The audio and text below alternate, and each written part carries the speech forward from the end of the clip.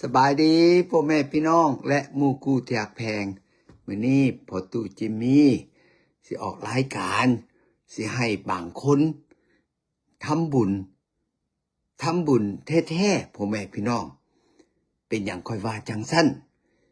คือตัวอย่างเนาะถ้าผู้ใดสามารถ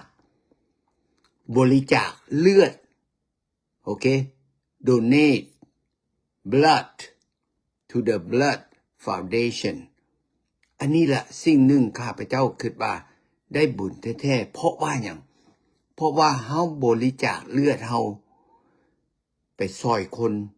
ชีวิตอันนี้ล่ะนับว่าบ่ได้เงินกะยาพ่อแม่พี่น้องแต่ว่าถ้าคนสุขภาพแข็งแรงคือสมัยแต่กี้ข้าพเจ้าตอนนั้นเกือบทุกเดือนไปบริจาคเลือดแต่ว่าสุดท้ายบ่ฮู้ว่าปัญหาอยู่บ่อนเขาเอิ้นว่าเขาว่าข้าพเจ้ามี hepatitis B แล้วบ่สามารถบริจาคเลือดแต่ว่า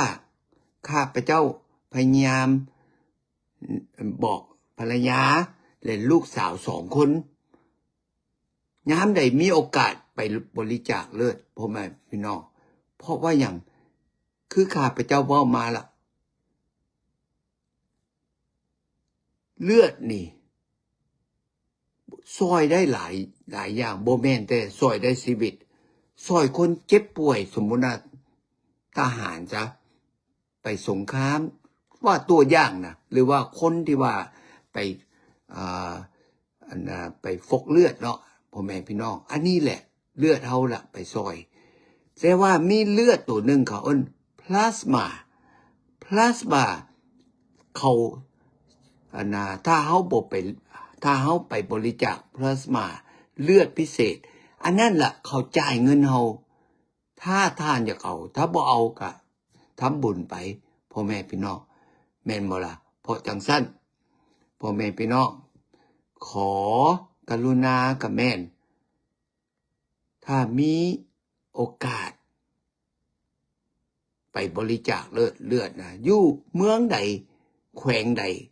ก็มี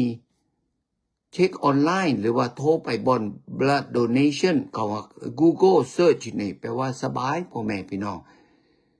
เด้อพ่อแม่พี่น้องก็สุดท้ายก็ขอกรุณาแบ่งคลิปตัวนี้ให้คนอื่นเรียนรู้ว่าบริจาคเลือดแม่นสิ่งที่ว่าทำบุญ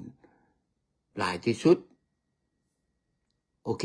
ขอบใจพบกันโอกาสหน้าบ๊ายบาย